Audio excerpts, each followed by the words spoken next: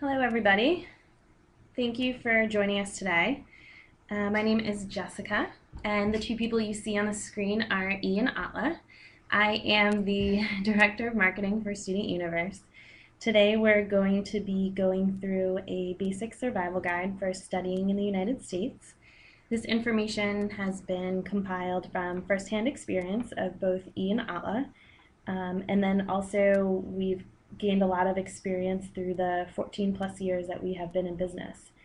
So was an international student from China. She studied in the United States and attended for grad school.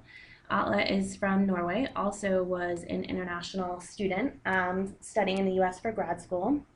E is a marketing associate here at Student Universe, and Atla is our CEO. So they are really excited to share their experience with you and just go through some general knowledge that we have gained throughout the years. In terms of questions, feel free to drop them in the questions tab and we will answer them at the end of the presentation.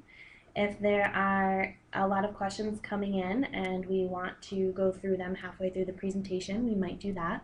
But just be prepared for us to answer the questions at the end of the presentation.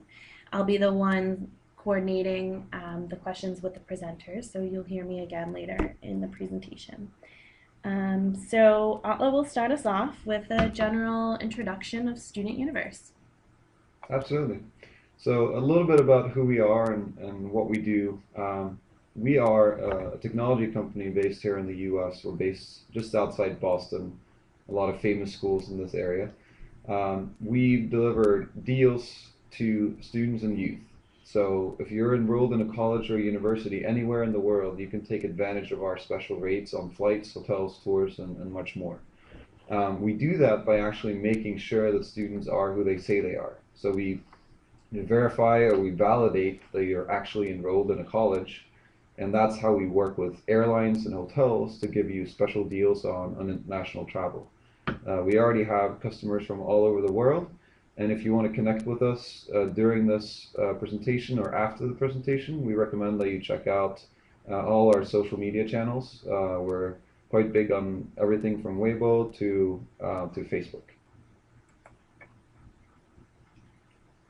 Before you go, I think a lot of things need to be prepared. Here today, we're gonna go through like two parts. For example, materially, what you want to prepare, like what you want to do for your scholarship and for your visa application, what you want to do, and what time you want to book your airfare. And for the time when you are in US, probably you want to know how to survive culturally and professionally. We're gonna cover these two parts as well. Before you travel to the U.S., you need to prepare your scholarship. I think Atla has a lot of experience on that. Yeah, the US has a slightly different culture when it comes to payment of college or university, even undergrad and graduate school. A lot of European, Asian, and other countries don't really have a scholarship tradition and built out system. Um, there are scholarships available at most colleges and universities in the U.S. You can apply for these scholarships rather, through the college. When you deal with the college, whether you've already been accepted or you're in the application process, you can get this information from the college and get a list of scholarships. So at the very basic level, a scholarship is something that is basically provided to help you pay for college and your education. This is paid by or provided by an institution, a fund, or someone that's willing to help a student that qualifies for the scholarship to actually pay for their education. These scholarships are often applied for directly by the student before you start school, but a lot of scholarships can actually be applied for when you've been accepted and even when you get to the United States. There are sites that deal with scholarship applications, but like I said, a lot of them should be dealt directly with the university. One site that we recommend is scholarships.com. It's worth checking out, but there are a lot of other sites, and like I said again, um, check out the university website and ask the university contacts of a list of scholarships that you can apply for. There will be some scholarships that are specific to certain majors. There will be some scholarships that international students cannot apply for. But it's definitely worth checking out, and some of the scholarships are rather big, and they could absolutely help you pay for college. Mm. There is another thing that's really, really important that people care very much. That is visa application. Um, Personally, I got my visa. I applied my visa in China, Guangzhou. Um, I think I some of my experience might help you guys to um, to apply your visa successfully. For example, you really want to organize your application material before you went to the embassy, because try to think about in the interviewer's feed that they will went through a lot of people every day. If you can help them to make things easier, to submit your material very quick, respond very quick, they'll be very happy, have a very positive impression on you. And some other tips like be proactive, confident, and speaking clearly and smoothly, also very important. For example, why should be proactive? Um, for example, when I was in the interview in the embassy, they asked me that where are you heading to for school? I said blah blah blah university, Michigan State University, but don't end up with this answer. You really want to talk about more. For example, you say, would you like to see my offer letter or administration my admission letter? Um, like that to um, act before to try to how to say understand what he wants to know in his question. So and confident is also very important. Confident and speaking clearly will give the interviewer the impression that you are ready for studying abroad. You have the ability to communicate with your future classmates, your professor. Yeah, that's very important. Yeah. And before you travel to US, I think a lot of people also want to ask the question about what time you want to book your flight. Uh, Personally, I think book early can save you more. And as one of the stuff in student universe, I saw a lot of data. The data also tells us that if you book early, you can save more. Um, Usually, I suggest that to book your flight 3 to 4 months in advance. You want to search um, before you 4 months before you go and check out how the price uh, uh, how the price changed every day. And okay, if you think the price is acceptable, um, you really want to act as soon as possible. And at this time, you have a lot of options on itineraries, time, and seats. If you book late, probably you will get a higher price, and also you don't have a lot of options on seats and itineraries. Sometimes you even don't have options if even you don't have seats, right, to choose. So the airline industry works is there are a certain number of seats on a plane, and for services like Student Universe that you can book online and get a student discount, we get a certain amount of those seats in that airplane, and the longer you wait, the higher the chances that those seats are sold out, the cheapest seats and the best seats. Um, when it comes to when you should book your flight, like E said, you should try to book as early as possible. There's always a question of whether you should book before you're getting your visa. Um, we can talk about pros and cons for that. Um, the most important thing is really you won't need a flight to get a visa. But once you have your visa, you're probably far enough out before your arrival that you can still get a very good deal on flights. There are a couple of tools. A lot of sites have this. We have it at Student Universe too. We have something called a fare alert, so you can set up an email that automatically sends you cheap flights for that city fare. Yeah. Um, about misconceptions.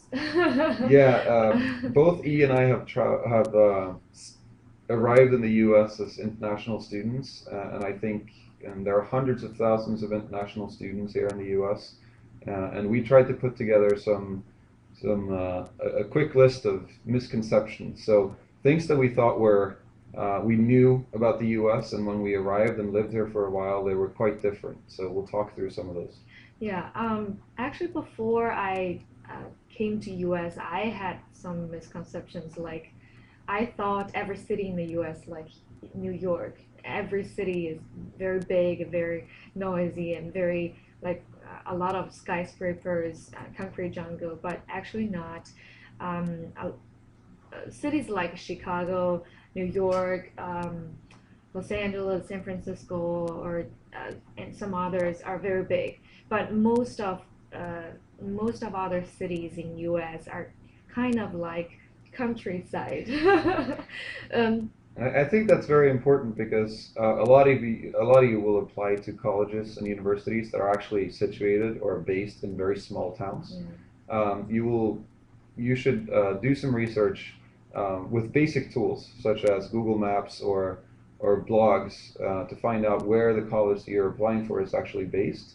A lot of these colleges will be very big, so 30, 40,000 students, and they're usually based in small towns where basically the entire community is built around the college that's based in that town.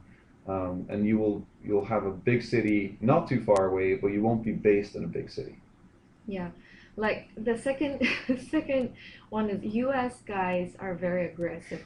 Like actually, a lot of my friends ask me that, hey, E, is American guys are very aggressive when they ask girls out?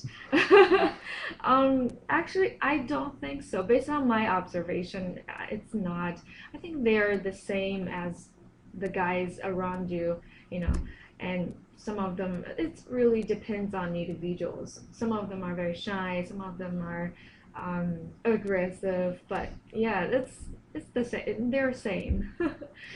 Yeah, and some people think standard English pronunciation is very important. Actually, I don't think so because U.S. USA is a country, is an immigrant country. A lot of people from other countries. So I don't think the pronunciation is very important, but clearly and precisely express yourself is much more significant. You really want to, as long as you can express yourself in the right way and completely, I think that's totally fine. Yeah.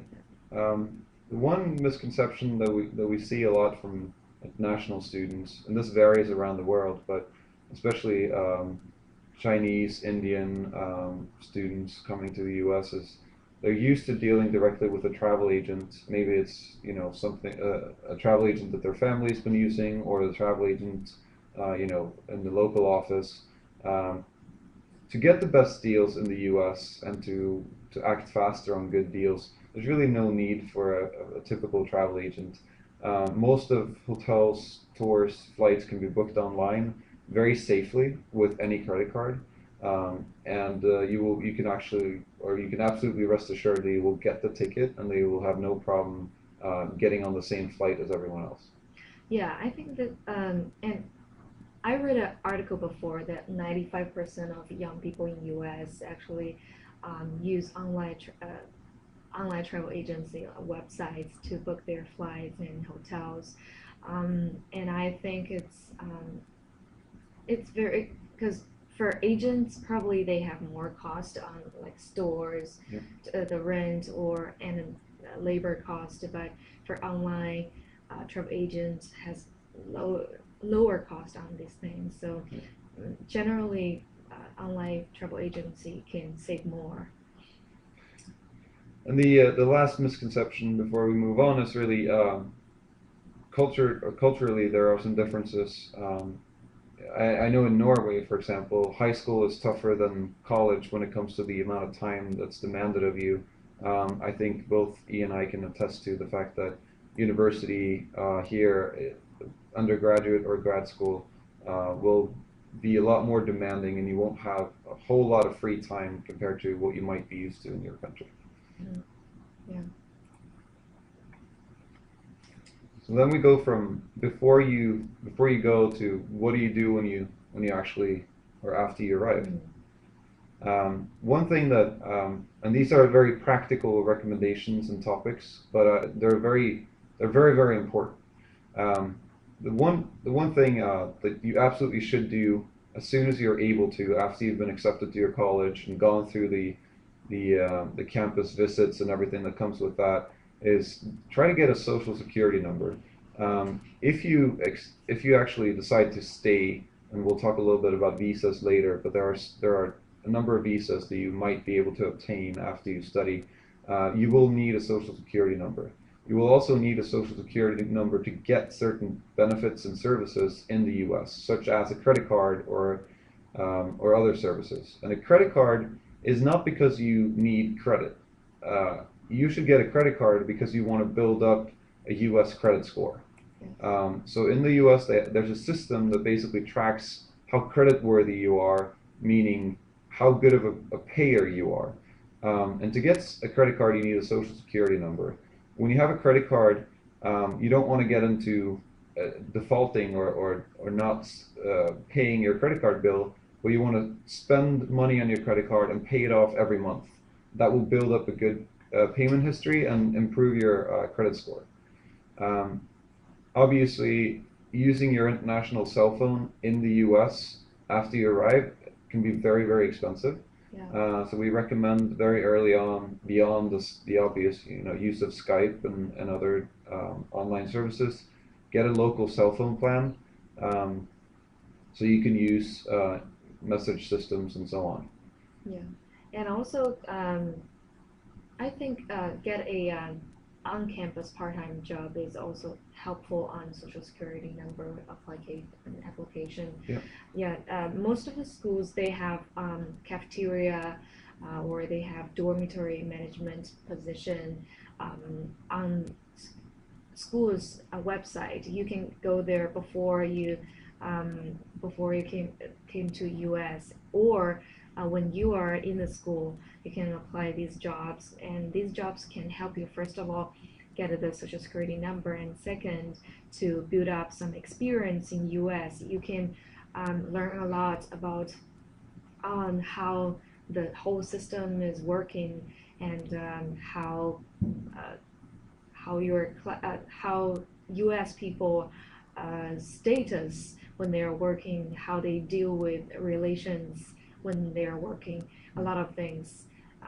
So I think it'll be a very good experience for you guys, and also it's very good to to get some money from that, right? To earn some money. Yeah. And You're not as a student when you're on a student visa. You're not allowed to take a job off campus, and that's why on-campus jobs are very popular.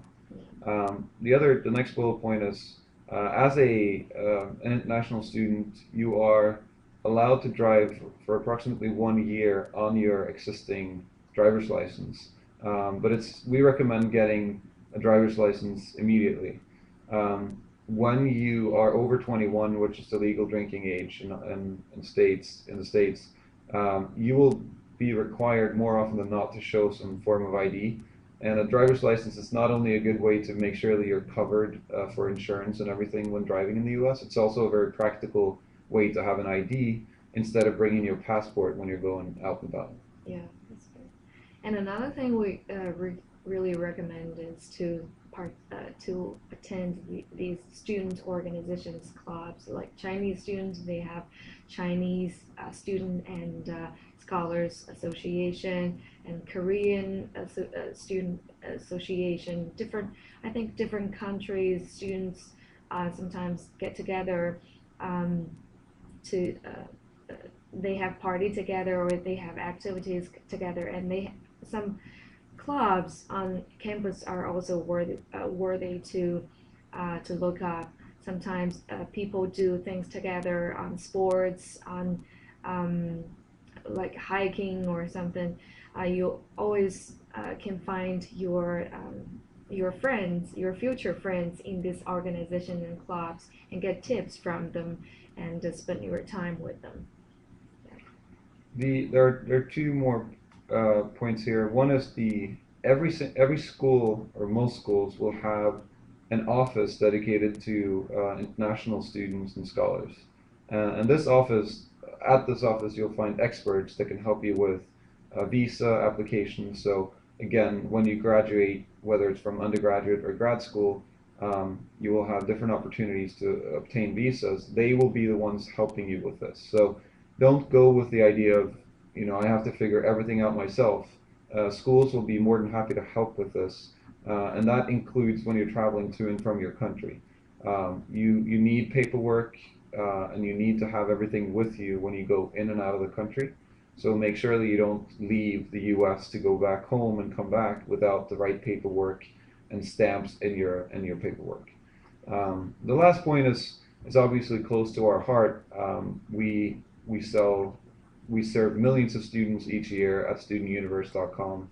And one thing that we can't stress enough is a lot of international students buy a one-way flight to go to school because they don't know their graduation date, so they don't really know when they're going to return yet. But once you know when the semester is over, try to book your return ticket as early as possible. You will get the best price, you will find a seat, and you will be able to secure the flight home. Yes. And during your time in the U.S., you really want to use different ways to integrate into the U.S. culture. Here I have some personal tips. For example, first, how to improve your English. I think it's very normal that same countries people get together to have party or hang out, but try to make more friends who can speak English with you, American friends or friends from other countries, so that you can practice your English as much as possible. And don't try to read the news or watch TV in your own language. Try to use English as much as possible. And if you want to learn more about American culture, to go to their games, sports games are very important, like American football, soccer, baseball, basketball are very popular, and Americans are very crazy about these sports, and you will learn a lot when you watch these games with them. You will see, wow, how important this game's in these people's mind. And you will definitely understand some of their behaviors.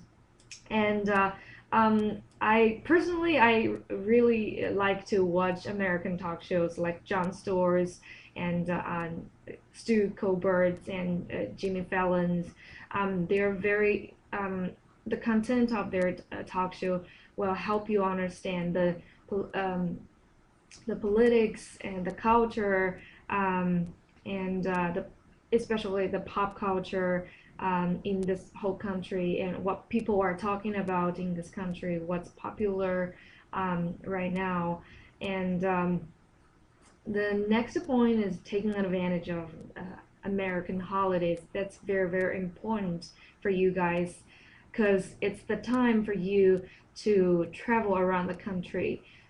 When you are traveling, you will learn a lot. You will learn a lot of things that you cannot learn from the textbook.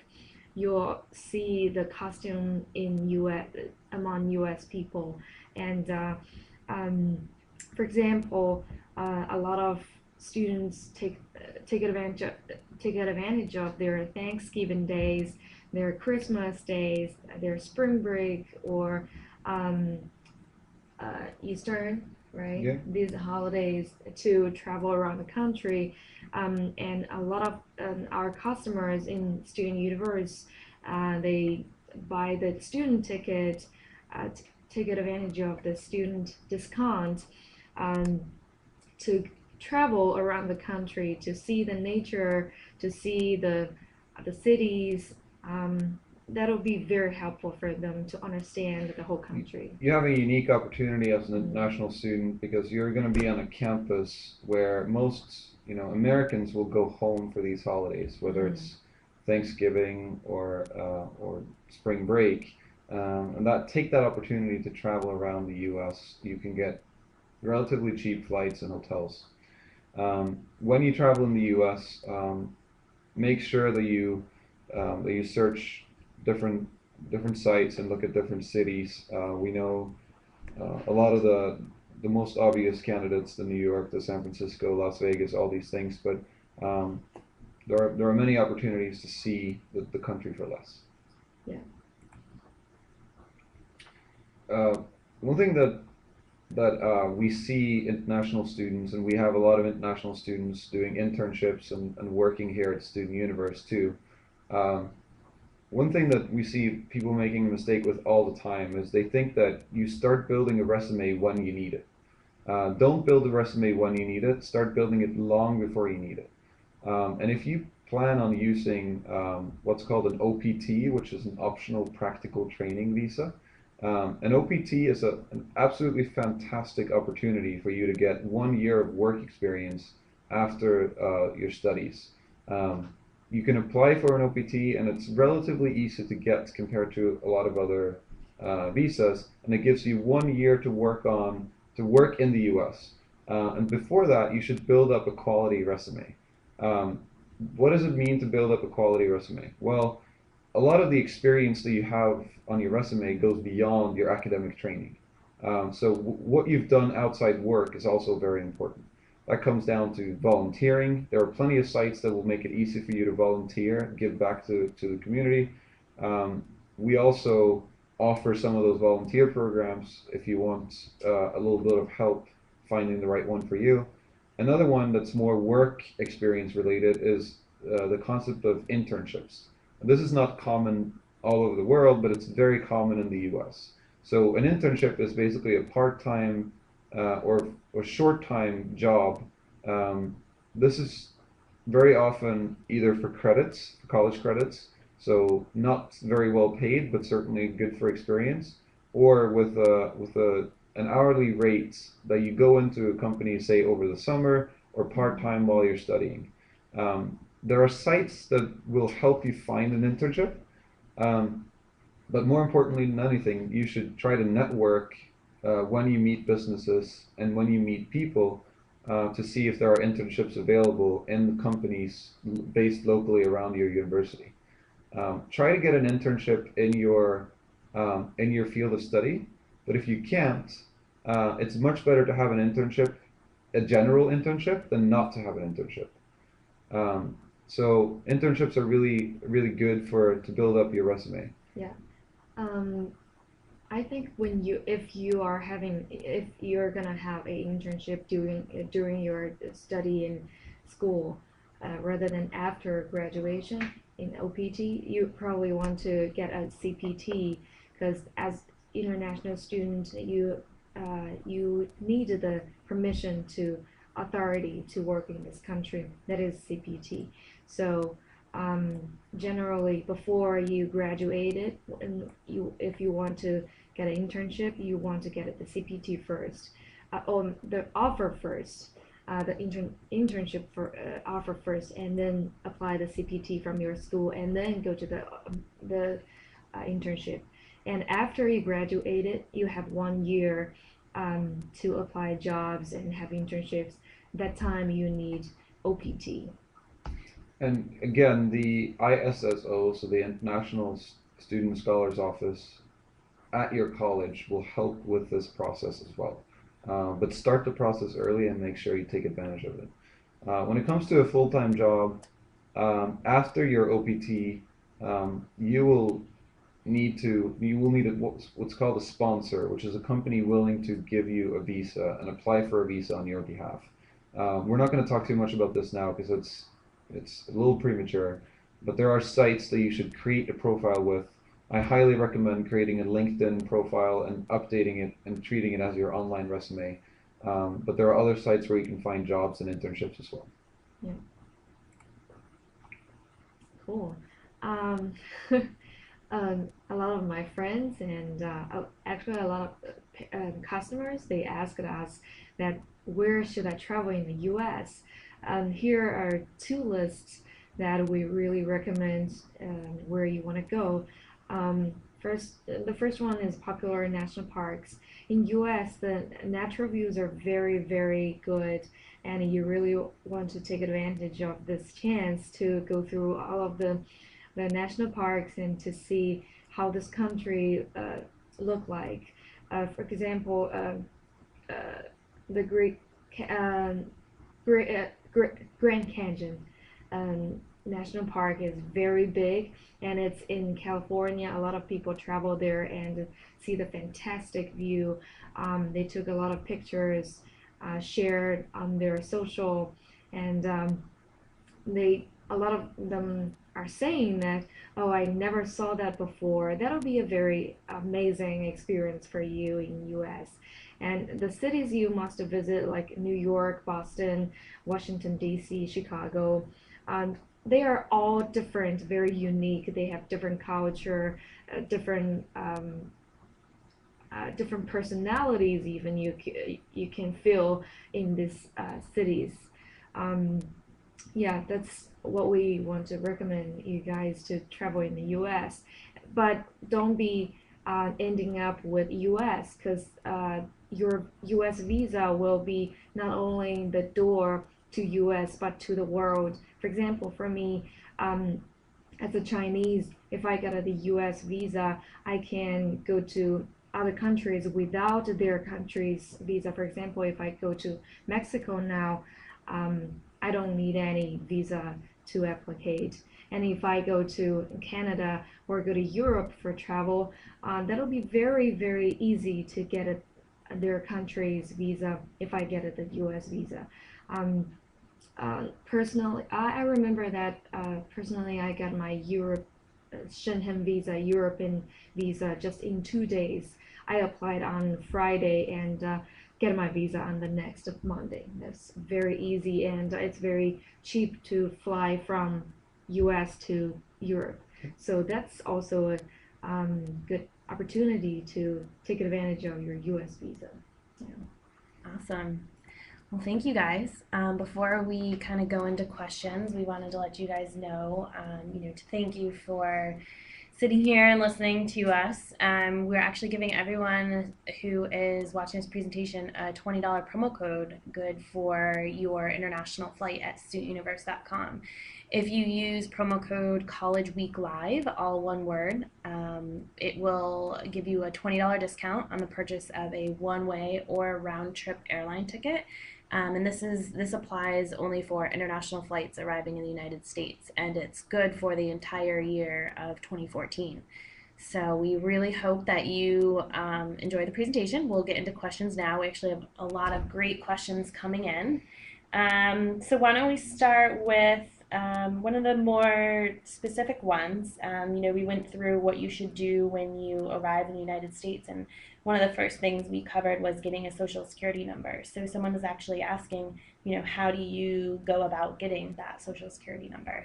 To get a social security number, you need to go to a public office. You can arrange and ask where that closest public office is with your school, but it's a U.S. government office. You can't get the social security number from your university. Mm-hmm.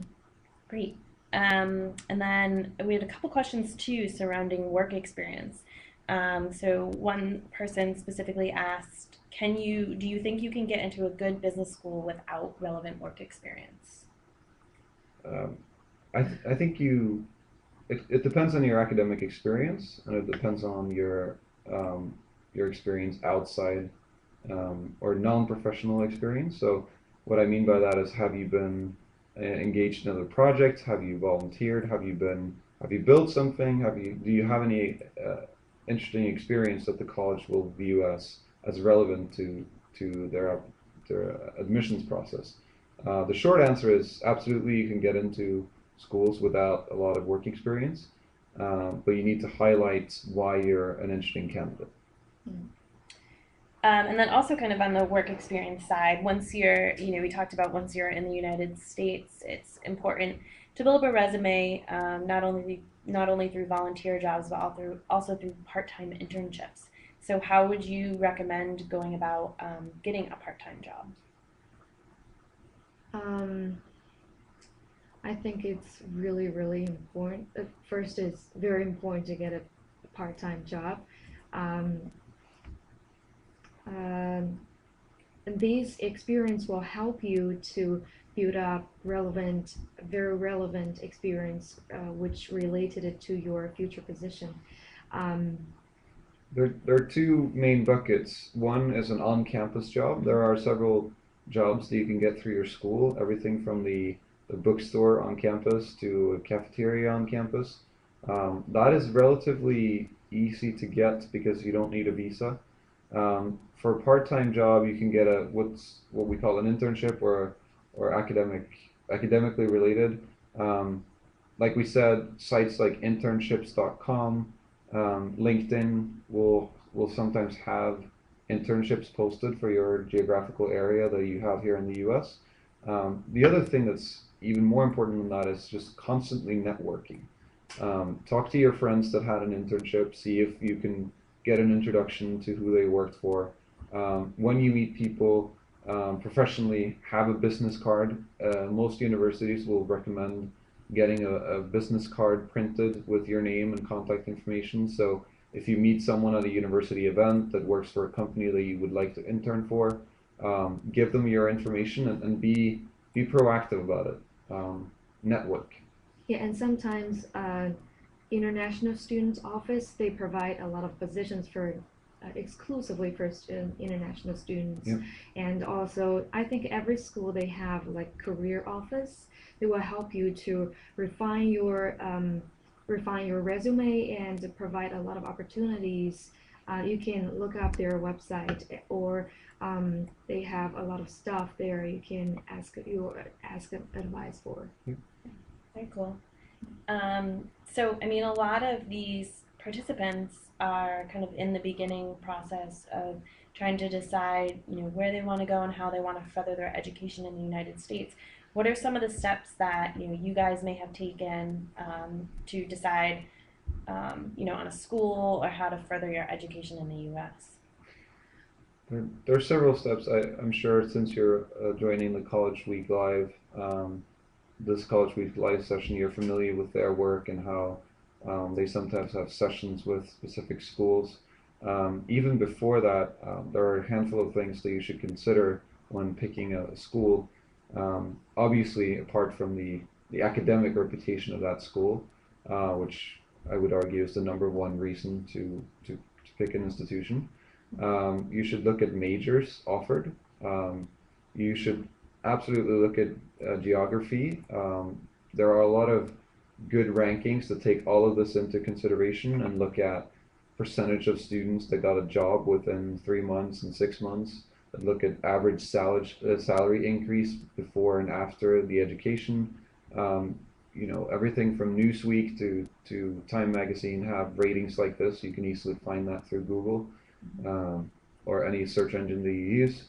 Um, you should also consider the cultural fit of where you want to be. When you look at schools on the West Coast versus East Coast, apart from the weather, being in California, in Southern California, is a very different experience than being in Boston or New York when it comes to not only culturally, the West Coast is more laid back, slightly more liberal.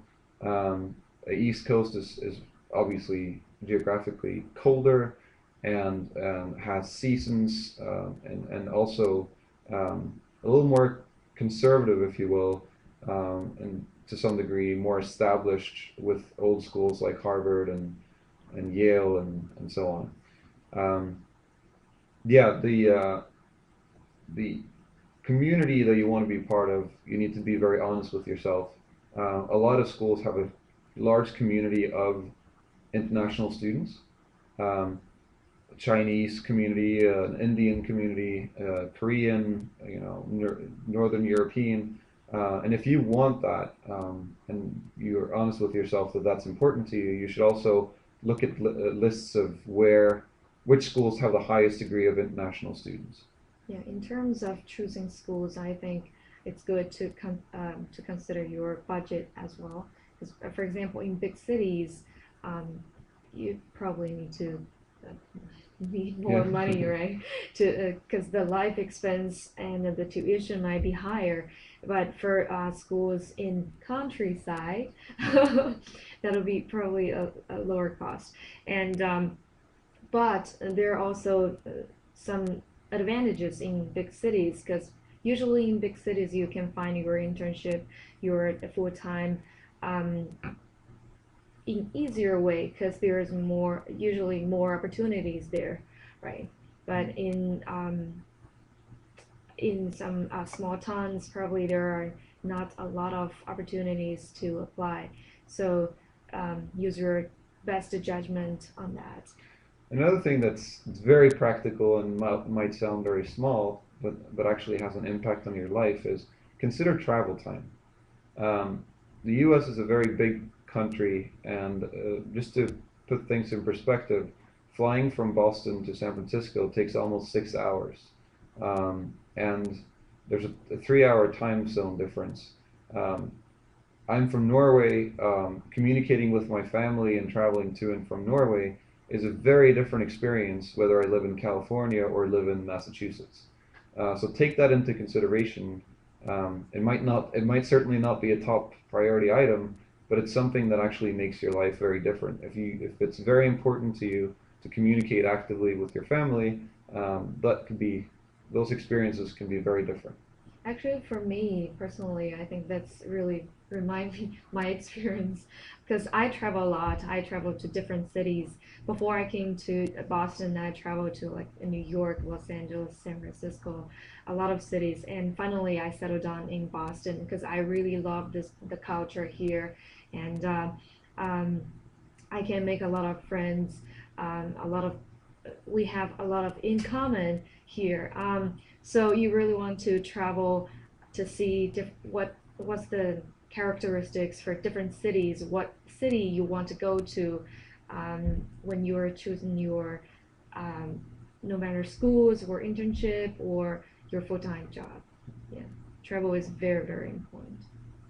So, I mean, one of your earlier mentions about how, if you choose to study in a school in a larger city, living expenses can rise. One of the questions we got was, so many people believe it's expensive studying in the United States. So, how do you kind of combat that or find alternative ways to save money while you're here?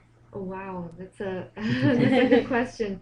Um, I think because in U.S. there are a lot of ways to save your money. First of all, take advantage of your student status when you travel. When you can find your student discount on Student Universe, and we also have student deals, right? You can go to studentuniverse.com/student deals. Um, and you can get cash back from when you are shopping online. And the second, when it comes to your life expense or tuition, you want to go to internship to apply internship or part-time job. These these jobs can earn you some money and to balance to meet the end, and also you can apply the scholarship as we mentioned before. Yeah, I was going to say, I think scholarships are actually pretty not unknown, but they're a big opportunity for reducing the overall cost of college. Cool. So I think we'll maybe wrap up with a question for each of you to answer. What do you think is the most important thing to know or keep in mind when studying abroad in the United States? Uh,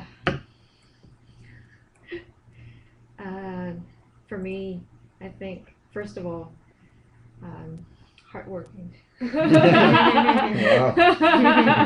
That's very important because there's a lot of new things you need to adapt to and you need to learn to.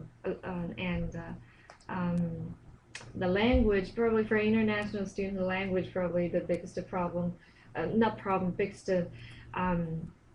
challenge you will meet because what you learned from textbook when you're in your country might be very different from what you will listen to in US, and they use different um, phrases and very different, I think, from what I learned in China. So first of all, I really want, I think, to try your best to improve your language is very important. Yeah. Yeah, I think my number one recommendation would be to explore. Mm. And by that I mean don't just stay in the city that where your college is. Don't just hang out with um, like-minded international students and speak your own language, but get out there, see new cities, see new places, and meet new people. Because if you're going to stay abroad for whether it's 4 years or 2 years or even just 1 year, make the most of it and get a completely integrated experience. So you improve your language skills, you really understand the culture, and I think you build up a profile that if you want to stay and work for a year or maybe even more, um, you're going to be in a much better position. Yes. Awesome. Well, thank you guys for that information. Ian, Atla, thank you very much for your experience and your knowledge. Once again, for those of you who have watched this presentation, you can use promo code College Week Live at studentuniverse.com to get an extra $20 off your international flight to the United States. And the promotion code is valid for the entire year of 2014. And if you have any additional questions, feel free to reach out to us on Twitter, Facebook. We're also on Weibo and Renren for any Chinese audiences that would prefer to speak to E in Mandarin. And we really appreciate your time. Visit us at studentuniverse.com. Thank you.